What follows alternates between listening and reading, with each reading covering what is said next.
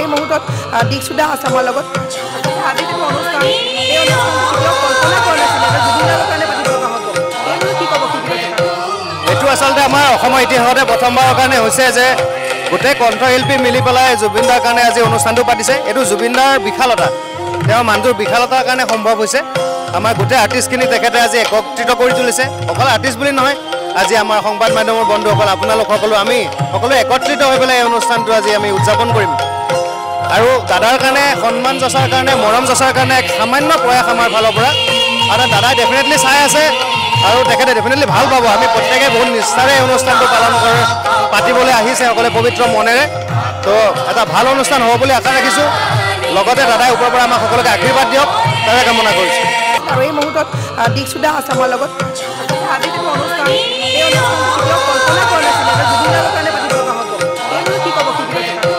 এইটো আচলতে আমাৰ অসমৰ ইতিহাসতে প্ৰথমবাৰৰ কাৰণে হৈছে যে গোটেই কণ্ঠশিল্পী মিলি পেলাই জুবিনদাৰ কাৰণে আজি অনুষ্ঠানটো পাতিছে। এইটো জুবিনদাৰ বিশালতা, তেওঁৰ মানুহটোৰ বিশালতাৰ কাৰণে সম্ভৱ হৈছে।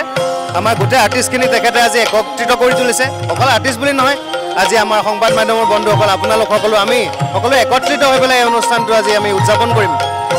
আৰু দাদাৰ কাৰণে সন্মান যচাৰ কাৰণে, মৰম যচাৰ কাৰণে এক সামান্য প্ৰয়াস আমাৰ ফালৰ পৰা।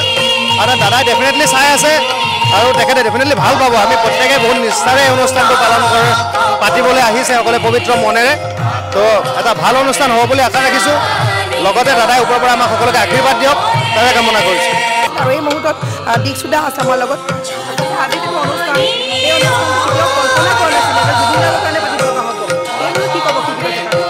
এইটো আচলতে আমাৰ অসমৰ ইতিহাসতে প্ৰথমবাৰৰ কাৰণে হৈছে যে গোটেই কণ্ঠশিল্পী মিলি পেলাই জুবিনদাৰ কাৰণে আজি অনুষ্ঠানটো পাতিছে। এইটো জুবিনদাৰ বিশালতা, তেওঁৰ মানুহটোৰ বিশালতাৰ কাৰণে সম্ভৱ হৈছে। আমাৰ গোটেই আৰ্টিষ্টখিনি তেখেতে আজি একত্ৰিত কৰি তুলিছে। অকল আৰ্টিষ্ট বুলি নহয়, আজি আমাৰ সংবাদ মাধ্যমৰ বন্ধুসকল, আপোনালোক সকলো আমি সকলোৱে একত্ৰিত হৈ পেলাই এই অনুষ্ঠানটো আজি আমি উদযাপন কৰিম। আৰু দাদাৰ কাৰণে সন্মান যচাৰ কাৰণে, মৰম যচাৰ কাৰণে এক সামান্য প্ৰয়াস আমাৰ ফালৰ পৰা।